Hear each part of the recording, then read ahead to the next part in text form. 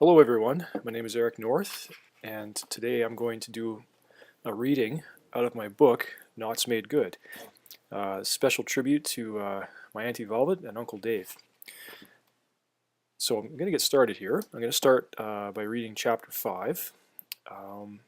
It's one of the longer chapters in the book, so today I'll likely just read this chapter and we'll go from there. So chapter 5 is a description of a trip that I did with Mr. Don Curry from Kingston, Ontario in July of 2008. And it was from Kingston, Ontario to McGregor Bay. The day begins sunny and bright at Kingston Yacht Club. Don is in a bit of a hurry to leave, as we're already one day behind from when he'd planned on starting this trip. Our second crewman is already at Bagatelle when I arrive. He informs us one of his friends expects to join us once we reach Port Colborne. Our first stop will be Sugarloaf Marina with an approximate arrival of 2nd of July and one anticipated overnight stay once we reach it. I'll just break from the book for a second to mention that this other gentleman accompanied us for just the first portion of the trip, but as you'll see in a few moments, he doesn't stay around for the entire trip. We consult Don's 2002 log for the previous trip made from Kingston to McGregor Bay. Log entries from 2002 appear in Table 1, and essentially here in the book there's a table that describes some of the timings from the previous trip. And so in 28th of June 2002, leaving Kingston and arriving at McGregor Bay on the 8th of July 2002. So to give a sense of how long this journey is expected to take. Everyone is now aboard and the boat is fueled and watered. We prepare to cast off while at the same time running a mental list of the stops along Bagatelle's 2002 trip. All of them are decent in terms of crew rest. One might say this will be a relaxing trip. Lulled into a false sense of assurance, I'm unaware of what the next few days will bring. 1st of July 2008, Kingston to Port Weller. 10:35, we slip Kingston Yacht Club. The weather is awesome, but a little wind. 2:15, south of Pigeon Island. This is close to Kingston, mind you. Speed over ground is 6 knots, and our course is 281 degrees magnetic. At 4:06 in the afternoon, we're putting in our first reef and changing to the working jib. At 5:02, we're abeam Psyche Shoal. We eat home-baked lasagna for supper. It's awesome. There's a slight haze from the humidity, but we're treated to at least 4 fireworks shows as the sun sets. This is July 1st, Canada Day, and a number of towns in and around Prince Edward County on Lake Ontario are putting on impressive shows, all visible from the water. 2nd of July 2008, en route to Port Weller. It's 1:26 in the morning. The working jib and one reef are in choppy water. At 1:13, it seems to take a long time to pass Point Petre. At 4:10 in the morning, down jib due to lack of wind and lumpy water. 4:45, under sail again, without power. At 7:10 in the morning, we change to number 2 Jenny. It's quite sunny out. I start feeling worse and heave over the side a few times. I'm given 2 gravel to chew. I manage to get 1 hour of rest in this rough patch of Lake Ontario. We have soup for lunch. I'm at the wheel and fall asleep spilling soup all over myself. All flies out in this part of the lake bite and are quite large in number. It is only a few days into our trip, and I realize lake sailing is much different from my previous stints out east. Swells on the Great Lakes have a mind of their own, and the wind has a hard time making up its mind. The absence of wind to keep us on a steady track, most if not all the wave action is uncomfortable for unseasoned crew. With a total lack of wind, we're not getting anywhere closer to Welland Canal. Don doesn't appear to be concerned. At 12:05, we're underpowered due to lack of wind. At 7 o'clock in the evening, I'm still feeling crappy. I managed to keep down a piece of bread and pistachios. Pew Camp lasagna is not fun.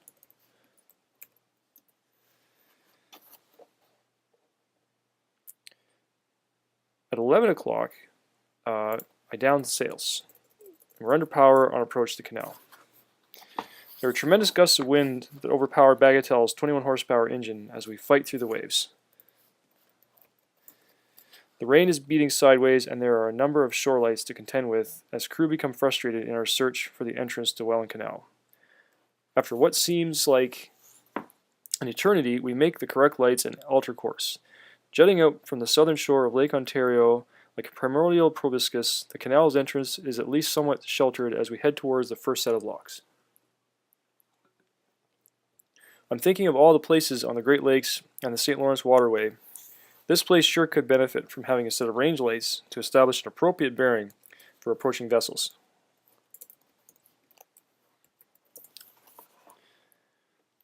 Third of July, 2008, Port Weller to Port Colborne. We arrive at lock number 1 at 3 o'clock in the morning and are told we'll have to wait until at least 4:30 in the morning before proceeding. Looking for a place to dock, we see a big sign saying pleasure boats, then go further upstream in a much smaller writing underneath. Don is rather leery as he had a near miss on a previous trip with submerged items in an area close to where the boats are supposed to dock. Bagatelle makes her mooring and I get the best hour of rest I've had in my entire life. 5:45 in the morning. It's raining steady. We're out of lock number 1. 6:35, out of lock number 2.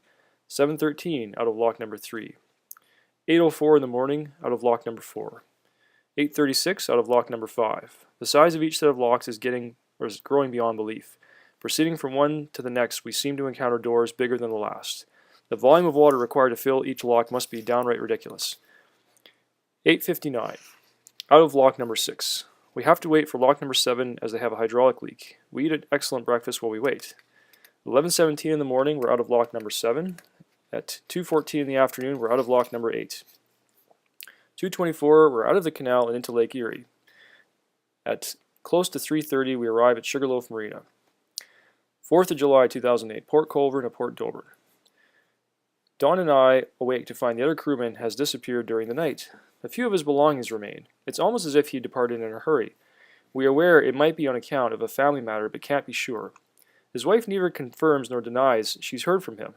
Both Don and I are upset since he leaves without advance notice or payment of his share of the fuel, food, and $200 lock fee for going through the Welland Canal. To make matters worse, the 4th crewman, whom we thought would be joining us at Port Colborne, never shows up. This brings our number down to 2 people aboard Bagatelle for the foreseeable future. It is frustrating, as we won't do well with so few people on the boat and with much of the voyage still ahead of us. At 10:30, we take on 30.4 liters of diesel at $50.40 for fuel and $15 for sewage pump out. Sugarloaf is an excellent marina. They appear to host a good number of well-off patrons, so it's a matter of not needing money from tourists and transients to survive. Internet and Wi-Fi and showers are complimentary. We end up having to pay for our sewage pump out as we are at the fuel dock when it happens. Don finds out later that the marina could have done it for free. At 11:00 in the morning, Don and Eric leave Port Colborne. At 3:06, we're under power since leaving the marina. Flat seas and no clouds. Beautiful weather. Speed over ground is 6.4 knots. Our course is 254 degrees magnetic. At 3:30, there's smoke in the cockpit. I try to tell Don it is coming out of the cabinets where the fenders are kept, but he doesn't believe me. I pull the engine cover off to find smoke billowing from the engine. At 1600, we return the line to the number 3 fuel injector, the return line to the number 3 fuel injector is reconnected after much searching for small hose clamps. 4:30, the engine is still spurting fuel. I take the air filter off to get a better look. Fuel sprays everywhere when Don cycles power. All neighboring food and boat's contents are now soaked in diesel. A tremendous quantity of fuel issues forth like a pneumatic geyser with each turn of the ignition in our attempts to locate the leak. By now, I'm reasoning the heat from Bagatelle's engine is causing this excessive spray of diesel to cook off from various parts such as the exhaust manifold. After many seasons of sailing, engine trouble aboard the boat is something unusual, as the performance from Don's 21 horsepower Japanese diesel is rock steady. On our worst days at sea, the boat is jostled in all directions. Hours upon hours, her screw is subjected to a frenetic punishment of freewheeling in thin air to then being forced back into the water with all 10 tons of boat working against it. Therefore, this latest trouble must not be anything too serious, and so I continue to troubleshoot the spiderweb of fuel lines. At 5:30, the fuel pump is cycled. I determine the leak is coming from a kinked fuel line. At 7:30 in the evening, the damaged fuel line is replaced with tubing from Don's fuel transfer kit, a temporary fix. Engine is bled and started. Under power for Port Dover is going to be tight depth-wise. Expected time of arrival is 1100. At 9:05, we speak with Port Dover Marina. Our slip will be 13A. They instruct us to stay close to the breakwater as depth gets close to 6.9 feet in places. 2300, Don is nervous about coming in with little to no visibility. Two cans, or buoys, appear on radar once we are almost on top of them. Depth comes to less than 1.7 meters in places once we are in the marina. We moor at Port Dover Marina. 2400, which is 12 o'clock in the morning. We sit down to eat the chickens of Lockie left behind by the departed crewman. Why the heck did he leave? Alien abduction, we wonder? 5th of July 2008, Port Dover to Leamington. At 12 o'clock in the afternoon, we get fuel, 22.8 liters at $29.26. Docking fee is $60 even. After much walking, we manage to get to a proper, we get a proper 3/8 inch line from a marine supply store. Not at all convenient to get to for boaters. We make good on our departure with half of the day behind us. Our delay is not bad when we learn marine rates are $85 an hour. At 12:40 we depart Port Dover. Don scrapes bottom once. At 1 o'clock, further trouble with fuel lines. I work on them and hope they will not leak again. Problem is with dissimilar pipe diameters at each end. We have to sail for a while as work is in progress on the engine. All of our hopes in getting back on course and making good progress towards McGregor Bay are dashed when the engine begins to die. By now I'm somewhat of an expert at ripping the crew ladder away and throwing the hatch open. Once again, our attempts to repair the engine have failed as the intake hose has come loose, spurting fuel everywhere. Its hose clamp is retightened, and this time the fix seems to work. At 1:30, we resume the course taking us around Long Point. Under power as we have lost a lot of time. With the unscheduled stop at Port Dover, we've added a rather large amount of distance to this trip. Long Point juts out into the Lake Erie and is preventing us from taking a direct passage to Leamington. Had we sailed from Port Colborne without stopping in Port Dover, and notwithstanding winds, we could have kept Long Point to starboard all across Lake Erie. At 4:30, smoke is still coming from the engine hatch. We may need to retighten the fuel injector lines or other return lines. The intake line seems to be doing fine. At 4:35, we've rounded Long Point. At 6:40, the roast goes in the oven at 350 degrees Fahrenheit. At 7:30, the third time this hour, the Coast Guard has had to warn other boats to get the heck off Channel 16. Channel 16 is reserved for emergencies. Most marine traffic, Coast Guard, and shore-based shipping services stay on this channel until two or more parties need to communicate amongst each other. One of the parties announces to the others which channel to switch to, ideally one that isn't being used by other traffic, so they can resume discussions without tying up other traffic. At 8:30 in the evening, we're under power again, all return lines and clamps replaced, leak check, everything seems okay. At 9:10 in the evening, the roast is out, and at 11:50, sea is at a dead calm. This voyage, like all the others I've taken aboard Bagatelle, is a chance to get to know Canada. I've come to appreciate taking trips by boat can be rewarding as one gains a true dependence on the people and places at each port of call. The elements are much more raw and open when you are alone on the water with a few shreds of fabric to keep the warmth in. Tonight the stars are out in full force, unobstructed by city lights or smog. A couple of days ago, I didn't know much about the Great Lakes or what the people are like here. Fishing seems to happen, but not a lot of commercial operations remain. Our stop in Port Dover, although unexpected, is quite pleasant with houses and buildings nestled into the hills alongside Lake Erie. 6th of July 2008, en route to Leamington. At 12:55 in the morning, we hoist the number 2 Jenny. Wind has come up at 6.6 knots, 55 degrees off starboard bow. Small gain in speed. We may shut off engine if wind increases. At 01:05 in the morning, wind is rising at the west-northwest at 7.5 to 8 knots. At 1:10 in the morning, increased list to port, engine off, and going under sails. At 01:18, the speed over ground is 5.6 knots. Our course is 260 degrees magnetic. Awesome. At 3 o'clock in the morning, there's lots of stars out tonight. Alone in the cockpit, I'm aware of the dangerous lack of crew on our trip. My first time aboard Bagatelle, at night, with less than 2 people awake for any reasonable amount of time. Extra care needs to be taken with each movement when relieving oneself off the stern. Any sudden motion from the waves can knock a person over the edge, with a faint hope one's harness will remain intact.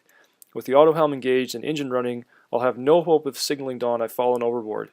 Lake Erie is large enough to force me to believe rescue would not happen for days, if at all. 3:42 in the morning, down the jib, run the engine as the wind has died off. 6:18 in the morning. Have to alter course to south in order to point boat towards buoys off Pelee Island. 8 o'clock. Assuming constant speed, ETA at Pelee Point is 3:45. 8:26. Fighting fierce battle with flies. 9:45 in the morning. Calm, no wind, lots of flies. Spare battery for Don's cell phone does not fit his phone. After one call, it is down to 3 bars, and we are too far from land for it to be used. 15:50. Alongside buoy E8 by Pelee Passage. 1600. Speaking with Leamington Marina, they inform us they have 9 feet of uniform depth. No reservations. They are open until 10 o'clock. The fuel dock closes at 9 o'clock. Docking will be portside. Call on channel 68 once we reach the entrance. At 5:45, we arrive at Leamington Marina, refuel 55.2 liters at $76.73. Docking fees are $60. Once we are moored, Don tries to call David, a friend located in Kincardine. We're hoping he'll want to join us for at least a part of our trip. 7th of July 2008. Leamington to Windsor. The skipper makes his way into town in search of replacement parts for his cell phone. In addition to a weak battery, Don's phone isn't getting a lot of coverage on the lakes.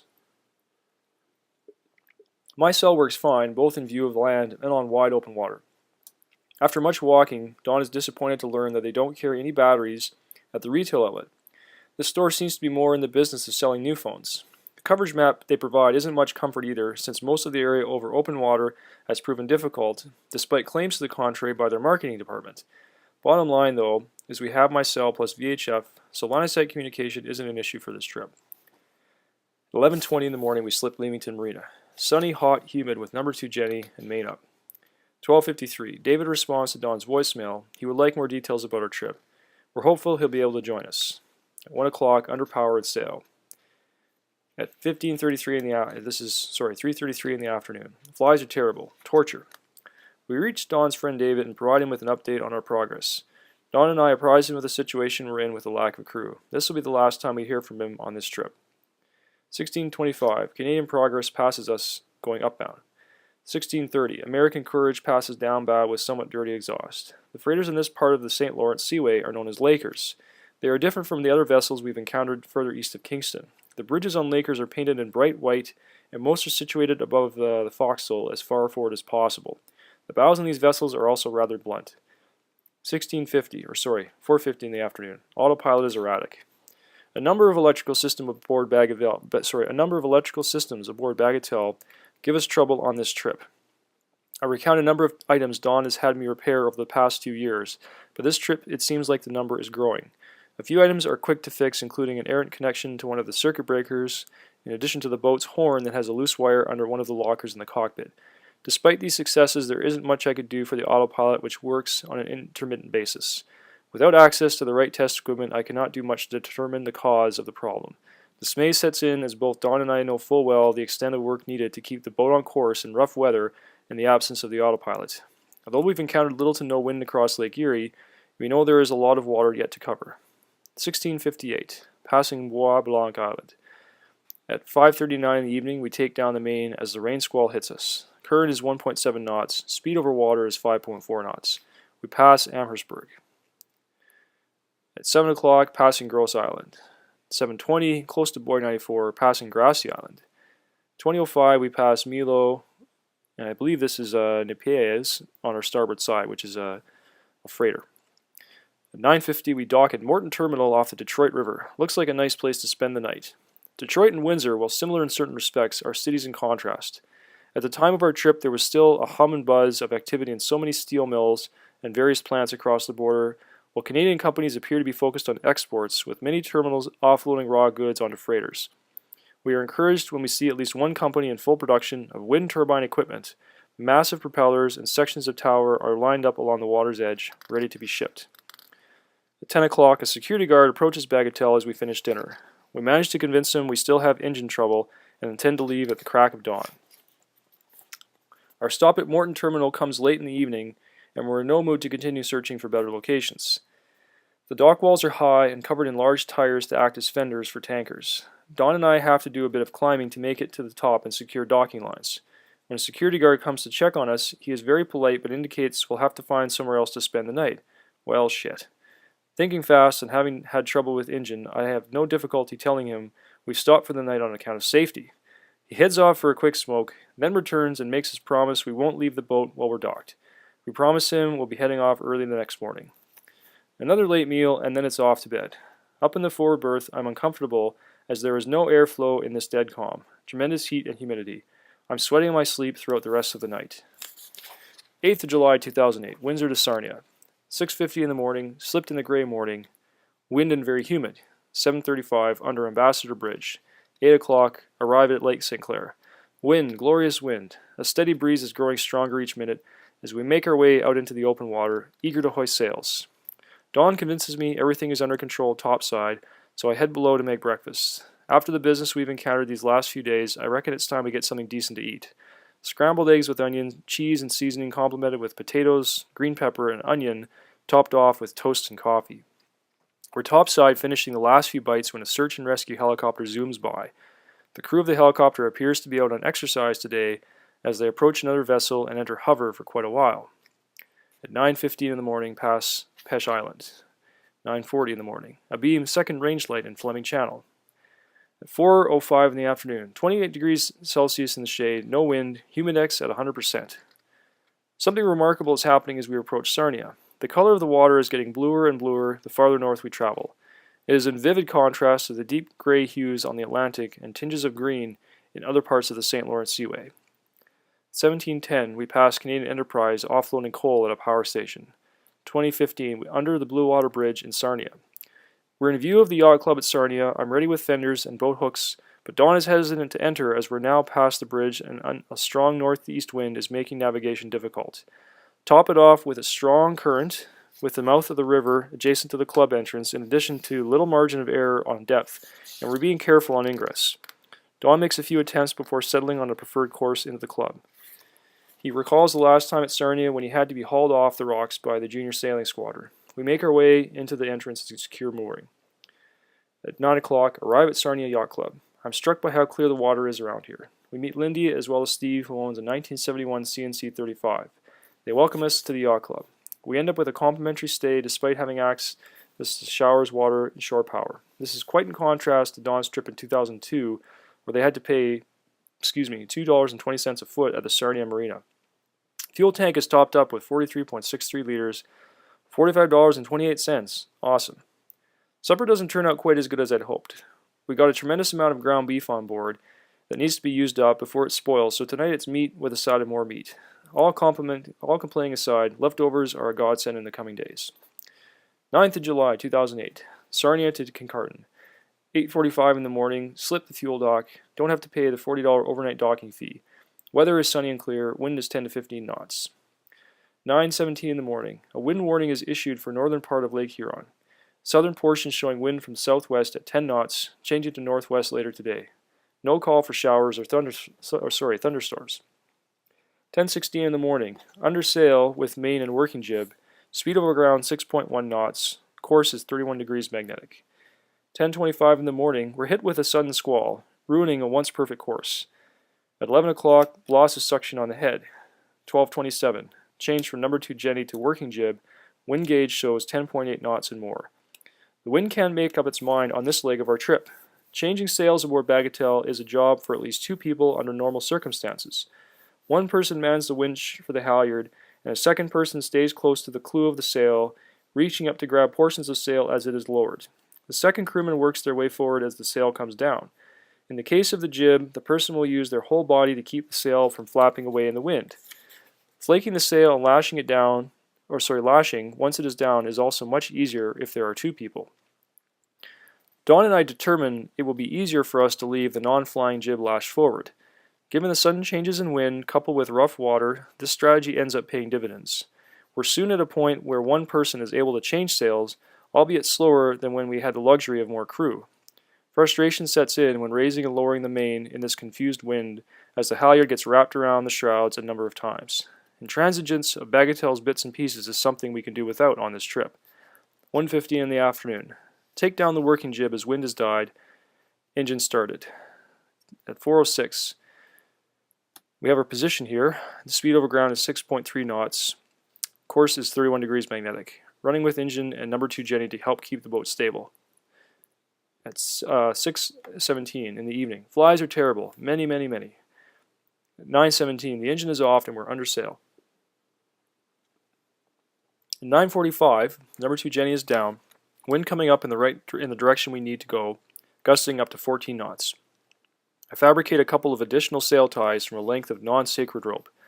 Every piece of halyard, sheet, and line aboard Bagatelle has a specific purpose, and while plentiful, each one is reserved and thus protected from would-be do-it-yourselfers looking for a short section for one miscellaneous reason or another.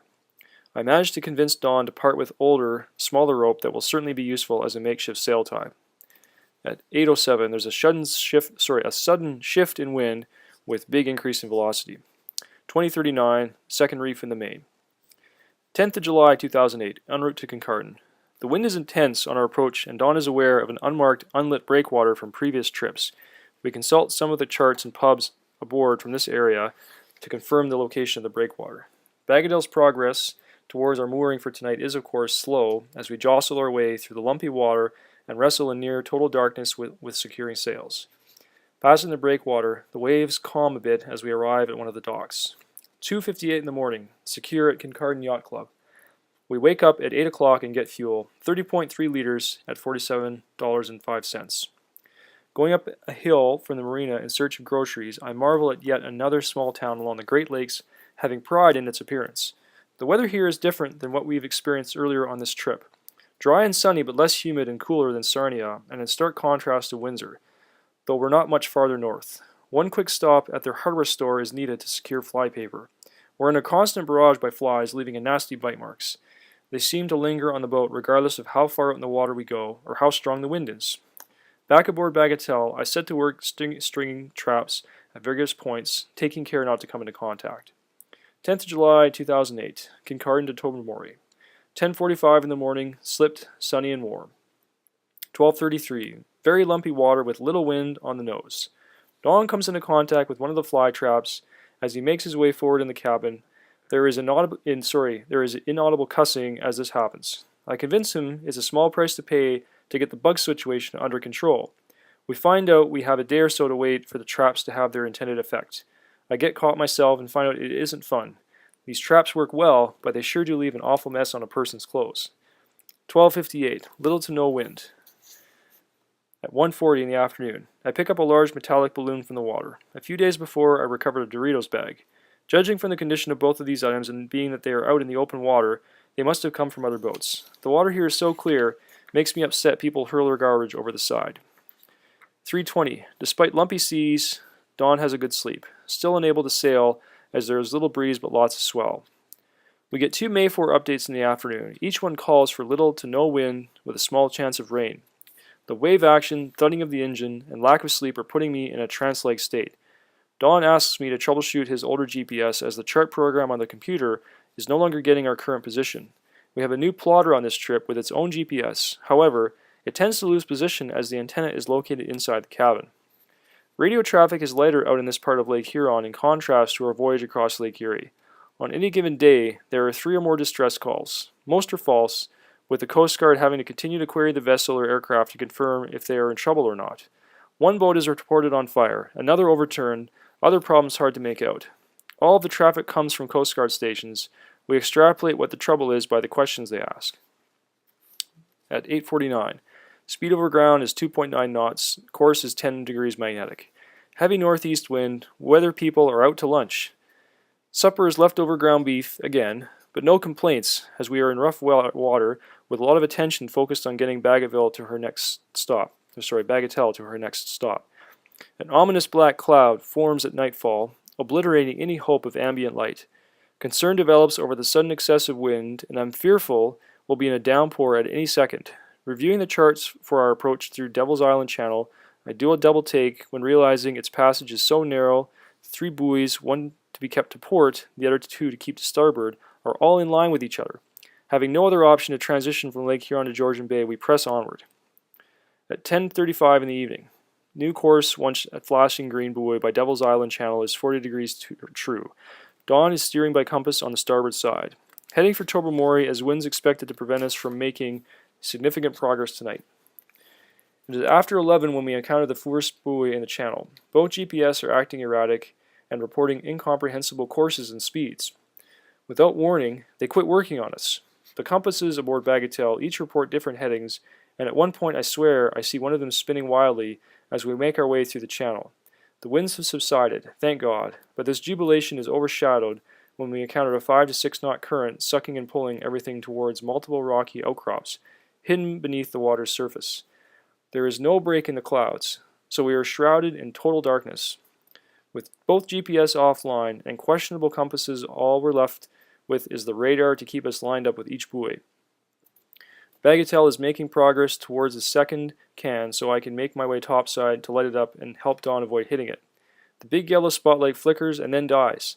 A few knocks and still no luck. It's about to get ejected over the side of the boat when it sputters back to life. Now we're on top of the can and I'm screaming at Don, hard to starboard. The boat comes close enough for us to almost smell the seagull guano on the top of the buoy. Corrections are made just in time, and in a few more minutes we're away from this treacherous channel and getting into deeper and deeper water. Both GPS are still offline, so I glue myself to the radar and call out distances and estimated bearings to keep Don off Devil's Island Bank. The radar provides a decent return from various points of land with which to navigate, and so we continue without further incident to Tobermory. 11th of July 2008 at Tobermory. It's 3 minutes after midnight when we tie up at Tobermory fuel dock. It's so bloody cold here. Getting ready for bed, I discover my sleeping bag is soaked from leaving the forward hatch open. I get little to no sleep on account of having a towel for a blanket. Awesome. Don is as tough as nails. The reason we stop in Tobermory is because he thinks I might get sick in the pitching and stormy sea during the night. By this time in our trip, I pretty much have my sea legs, but don't mind the stop at all. Between the extreme heat and humidity of Windsor, flies and mosquitoes at Kincardine, and biting cold at Tobermory, I get little to no sleep most nights. The skipper is up at the crack of dawn each day. 11th of July 2008, Tobermory to McGregor Bay. An attendant helps us get water and fuel, 28.9 liters for $45.35. She has a feathered friend named Jonathan Seagull who's followed her around the dock for the past few years. For food, I imagine. 7:45 slipped.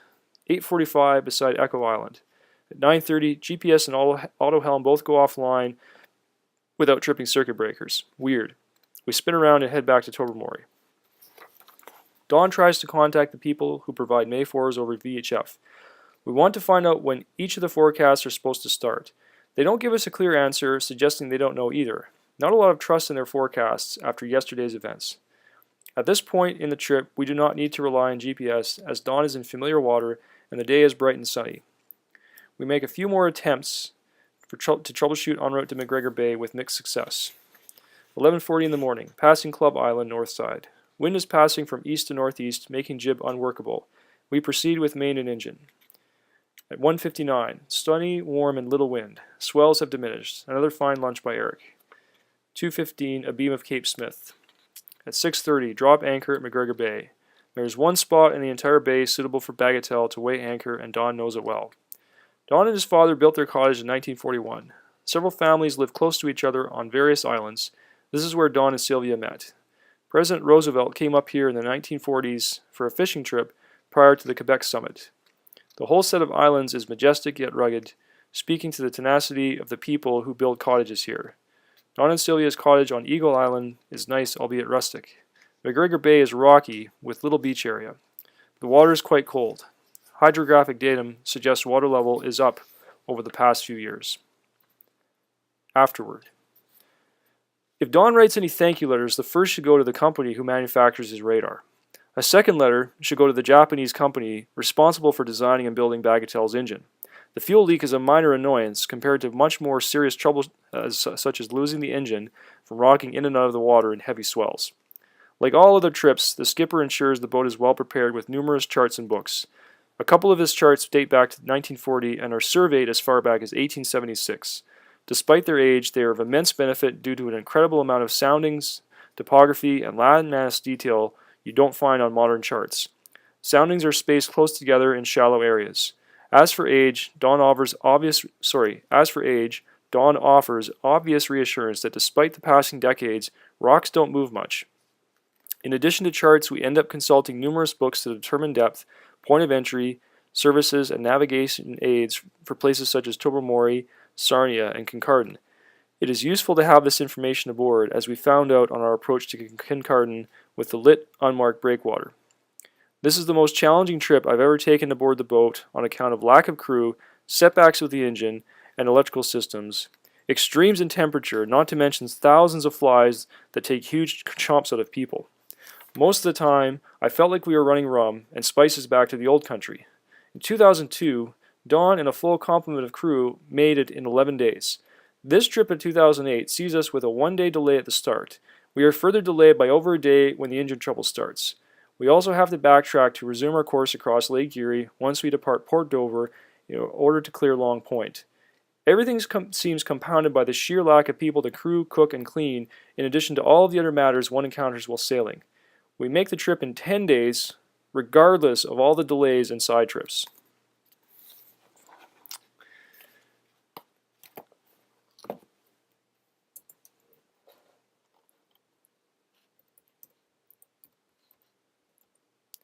That is the end of Chapter 5 of the book Knots Made Good by Eric North. I hope you've enjoyed listening to this. Thank you. Have a great day.